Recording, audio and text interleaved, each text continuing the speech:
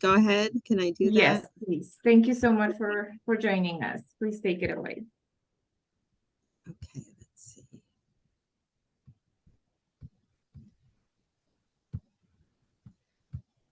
Can everyone see my screen? Not yet. Okay, let's see what I need to do here. Hang on. Share screen.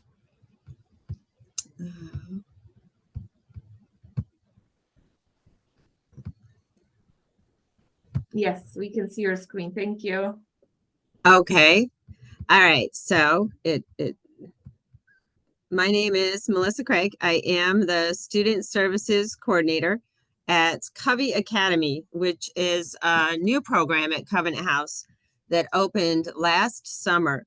And the goal is to have a space on site to provide educations, trainings, cultural activities to all the youth that we serve. So, yes, Covenant House opened in 1988, and there are 31 Covenant House locations across 6 countries in North America. Our mission is to serve all youth, and I emphasize all, experiencing homelessness or human trafficking or housing insecurity with absolute respect, relentless engagement, and unconditional love. And that's part of our mission statement. And I really appreciate that. We are a place of second, third, fourth, and fifth chances, and always meet the youth where they're at and serve them to the best of our ability. We have 24-hour, 7 days a week services for youth ages 13 to 24. Our minors are assisted in a specific location to keep them separate. All youth are welcome day or night, without question or cost, and offered care, services, and strong connections that they need to become the best versions of themselves. And in the photo there, you can see the 755 is our main building. It's right across the road, and Covey Academy is the building on the left.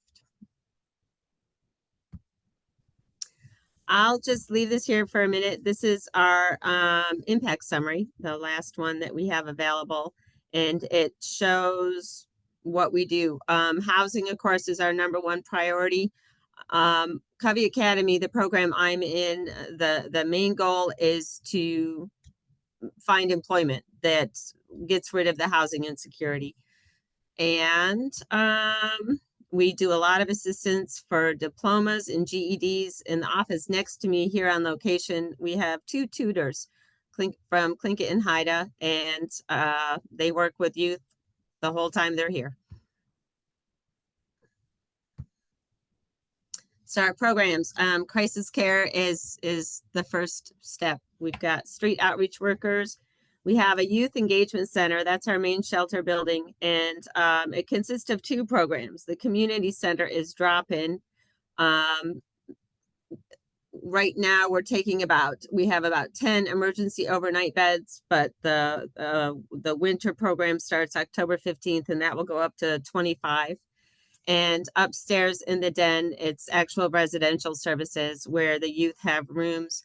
The MAC House is our minor program. Covey Lofts opened last year at the same time as Covey Academy, and I believe they have about 20 single units, and with their own, personal bathrooms, some kitchen services, and of course, they are welcome to go to the main shelter for meals and snacks every day. Transitional living, Rites of Passage. I started out at Rites of Passage. That is a couple blocks away. Downtown Anchorage has 24 units, I believe, and they are full right now. It's for youth 18 to 24. And it's transitional. There's case management on site to assist with anything the youth need, and savings programs, and the whole purpose is to prepare youth for independence. Passage House is our mother baby program, and we always have housing is a big part of our services. For any youth that are in any program, they are assigned a permanency navigator, and the idea is to connect them to their next level of housing. And workforce development is what we do here at Covey Academy. We have a strong trafficking prevention and intervention program, and it's kind of amazing how many youth we serve that have experienced trafficking or attempts at trafficking. So here's just a good visual. And I want to emphasize that it's not step by step. As I said, you know, we give first, second, third chances. We have youth who leave our services and then come back at a later point, and our doors are open. You're never excluded. What else can I see from this? Yeah. We partner with multiple agencies. Cook Inlet Tribal Council, South Central Foundation has counselors on site. VOA, they have counselors on site and assist with a lot of our housing needs and mental health needs for the youth. This is a video that I will play.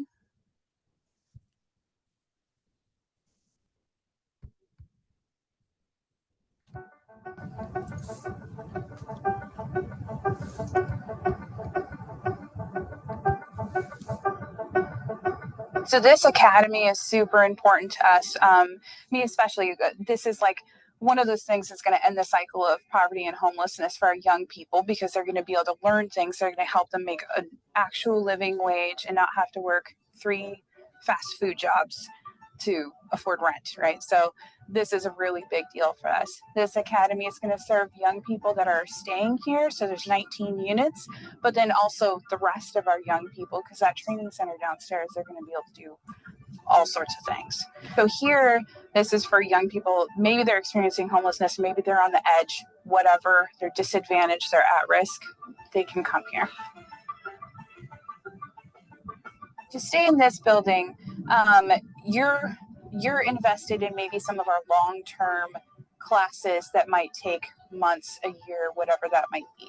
So if you're exploring the trades, or if you're going for different certifications or whatever that might be, you're going to need to stay here.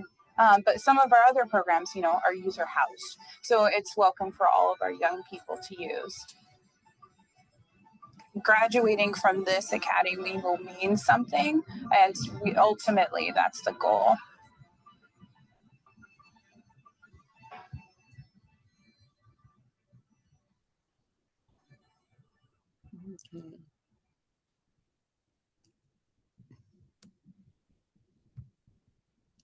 Okay, Covey Academy services. Like I said, the main goal is access to training and education. And in the year that we've been open, we've offered a variety of trainings, from certifications in nail technician, hair braiding certification. That's been a very popular program. We have a Media 7 partnership. There are 4 interns right next to me now, and a 5-week internship to learn web design. And, you know, I want to emphasize that's an example of serving all youth too. One student is in there with a 3-month-old baby, and there is another youth in there with a emotional support dog under the desk. So it's kind of a fun room for me to visit. Trauma informed, all of our staff are trauma informed, and exploring career opportunities. We have staff on site. If a youth just walks through the door, and they don't, as the video said, they don't have to be part of Covenant House. If someone walks through the door and their ages 18 to 24, we will work with them. And resume assistance, job search assistance. One of my staff right now is working with a young person to get a TAP certification. And cultural activities. We have partnered with Alaska Native Heritage Center and Alaska Native Justice Center. And over the winter, we provide a curriculum called 49 Days of Ceremony, in which 2 elders from Alaska Native Heritage Center come in 2 nights per week. And the goal is to help youth, all youth, but the focus is on Alaska Native youth from rural communities, to learn the skills to work in a modern world, to function and to be healthy in a modern world. Ways to support, partnerships. We love partnerships. We partner with many agencies. Workshops, anybody who's interested in coming in and teaching a workshop, whether it's using our kitchen to provide a cooking class, our youth love that. And one workshop we had recently, which I really enjoyed, was time management. And our youth are missing a lot of those soft skills that they just didn't have an opportunity to learn. So time management was a really good one. Career opportunities, we're always open to exploring all career opportunities. I'll say a little more about our trainings. So I mentioned the nail certification, nail tech certification, hair braiding, internship for web design. We've got 3 culinary programs coming up in the kitchen that you saw in the video, and various approaches, but kind of to prepare youth for any kind of customer service in like restaurant services. And those programs, those trainings also include the soft skill part and the idea of what jobs are available to you once you have this training. And yes, so Kirsten Kolb is the Chief Impact and Strategy Officer, and I am the Student Services Program Manager. If you have any questions, please send me an email, and thank you.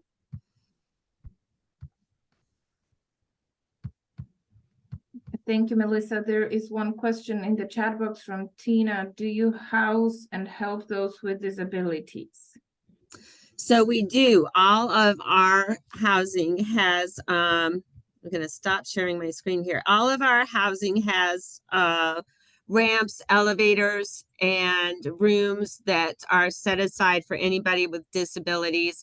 And you know, if you think about it, that addresses physical disabilities. Many of our youth struggle with the emotional or social disabilities, and that's a big one that we address.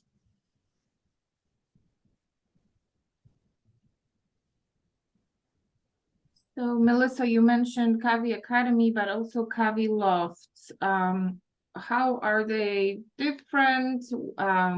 Why 2 different names? Can you tell us more about that? I can. So they were both started, built and opened last summer. Covey Lofts, the focus is independent living skills.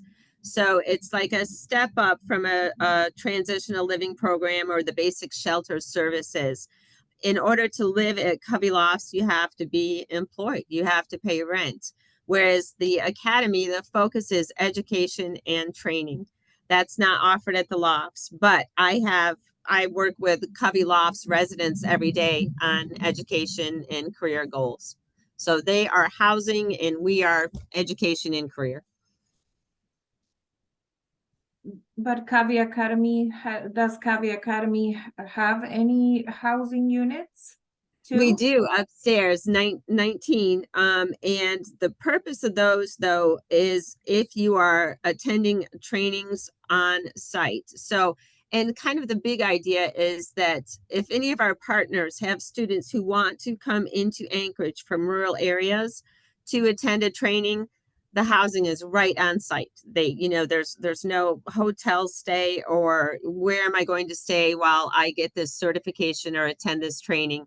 And so we've had, from rural areas or as close as Wasilla, we've opened up those rooms for the youth interested in the training that we're having at the time. I see. Thank you. And so does it ever happen that you may not have any housing availability for the demand? And what happens then? You know, it has not happened yet. And I'm sure wonderful. I know. I'm sure at some point it will. And then, then we would work with our partner agencies to do everything we can to find housing to attend that training. Yeah. Mm-hmm. And so you mentioned your partners, but those are other partners than Alaska Native organizations. Is that correct? We Probably our strongest partner is 9 Star. So we have someone from 9 Star on site, and they will assist us in organizing and offering trainings.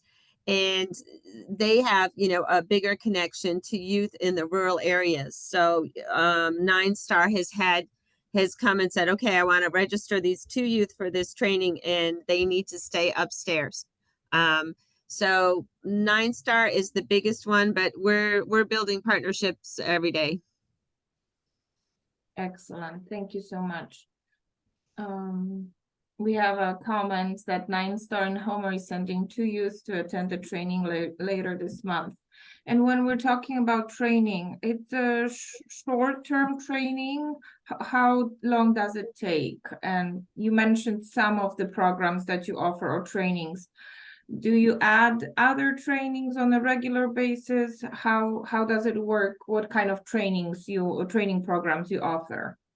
We started with being just a year old. We started with a pilot study and said to the youth we serve, what do you want to see? What can we offer that will benefit you? And we're having just been open a year, we're still building that. So we offer a peer support specialist training, a paid Medicaid position through Alaska Behavioral Health, and that is 3 weeks. We have a culinary program through UAA partnership starting in a couple weeks that is 3 weeks long. I think 3 weeks has been the longest so far, but it doesn't mean it will stay that way. Typically, like for career exploration, we did a maritime training, and it was just because Alaska has so many maritime positions and jobs available. That was just a week. So we go from just like a week-long introduction to an actual certification or longer training. Thank you. Mhm. Can you see the chat box, or should I read the question? Could you read it to me? Sure. So Tina is asking, when a youth is housed in Covenant House, Alaska, and once they turn 24 and they are still needing assistance, what do you do? Do you continue to help them? And so that's a hard one because, and it's not hard. We refer them to other resources in the community, including Brother Francis Shelter. But we hate to see them age out. And it's hard to hit a point where you have to say, you're going to have to seek services through these other agencies. Thank you. And so with Covey Lofts, individuals, that's the requirement is that they are employed. Yes. Yes, okay. How long can they stay in the loft? So I believe that's a 2-year program, but I am not positive. And when I say they need to be employed, it's not if they lose a job or they are not employed for one day, then we give them a time frame, but we assist them in setting goals and finding sources of income. So that's kind of a soft barrier. And ultimately, you want them to get an apartment on their own outside of Covey Lofts. Is that the goal, to work with them to ensure that because I am assuming that Covey Lofts are, you mentioned that they pay rent, correct? Yes, and Okay. it's a sliding scale. And so, one of the young people in the internship right next to my office, he's not paying rent right now. He does not have income, but he is pursuing a career in doing career exploration. And as long as, they're just moving forward to the best of their ability. And then we have the permanency navigators in the rapid rehousing program. Right now in my office is a very large bed frame because a young woman upstairs has secured, with the help of a permanency navigator, her own apartment, and she is moving today. So it's a lot of wraparound and really a team approach, and no one is left hanging. Thank you. That's wonderful. Dominica, Yes, go ahead. Hi, it's Amanda. Do you guys mind if I chime in a little bit? Oh, please, Amanda. Hi, welcome. Thank you. Let me introduce you. So, Amanda, are you still, or you used to be the director of CAVI Academy? I am for 2 more days. 2 more days. Okay, well, welcome, Amanda. Please go ahead, chime in.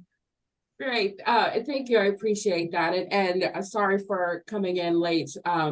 But I thought I should share, because there's a lot of questions that I've heard so far when I jumped on in regards to housing. And I, kind of want to just brief everyone on how the lofts work. So the loft was created primarily because when we place some of our youth into apartments, and especially if you came from a multi-generational home like myself, you don't know how to be by yourself. You don't know how to cook for yourself.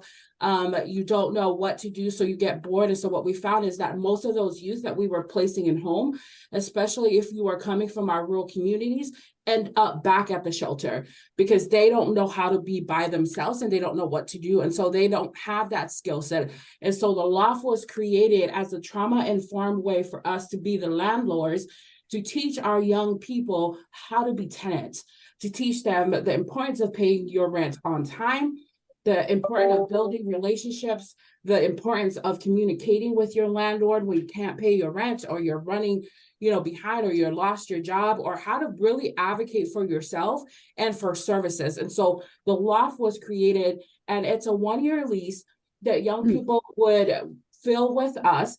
And it's a structured environment that really teaches them how to be tenant, how to cook for yourself, how to do laundry, how to, build a lot of those soft skills that a lot of our young people don't have. And it's not a fault of their own, it's they were never taught. And when you have been on the streets for a very long time, all you're thinking about is surviving, right? You're thinking about, where's my next meal coming from? Where am I going to sleep? Where am I going to, be so that I can be safe, right? So a lot of our young people have experienced a lot of trauma, and some of the youth that we serve are formerly trafficked youth. So they have undergone a lot of things in their life.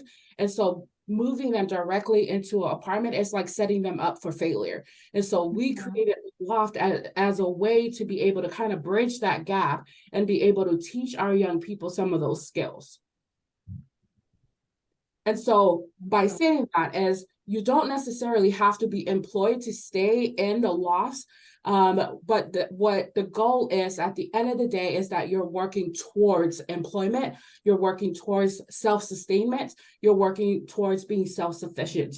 And so you don't have to have a job to stay in there. The cost of rent is supplemented through Alaska Housing Finance, and so and HUD funding, and so they help supplement that cost of rent for our young people. Now, I will say that if you get a permanent fund dividend, so if our youth get a PFD, because it is PFD season is upon us, then their rent is usually like $50. Right. So it really is income driven and income dependent.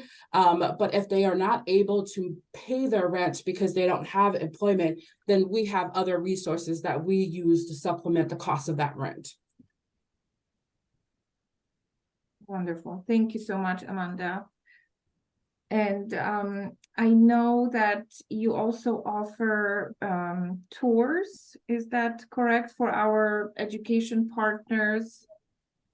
Is that available on a regular basis, or how does it work? So we individuals working with our students across Alaska know about this wonderful resource. Absolutely. They can just call or email me, and we can set up tours. Yeah, we do a lot of tours. We just did one yesterday. So I was earlier this week part of the ACTE conference, and I did a presentation on our JAG pre-employment program. And then I also hosted a post-conference tour here. And we had almost 30 people from the conference here on site, and they had to rent a tour bus to bring everybody from Captain Cook over. And we did a tour and really kind of show them some of the cool programs that we're offering, but also we have a whole room full of simulators that we use as part of our career exploration programming. Outstanding. Well, thank you so much for everything that you're doing for our youth. It's so sad when you talked about the experiences that they have, but it's also so wonderful that they have you. So thank you for that. And Amanda, for 2 more days, the director of Covey Academy, they are losing Amanda, but she's not gone from the state, thankfully. So I'm heading back home to Ukjavik. I will be back at Ilisavik Tribal College, which is where I originally came from when I moved to Anchorage, but I'm now heading back up north. Well, good luck with your next chapter. Thank you so much, Amanda, Melissa. Thank you for your time today. I think we've answered you've answered all the questions that we've had. So thank you again, and good luck with everything. Thank you for everything that you do. Thank Thank you, you. Thank you. Have a good day. Bye-bye.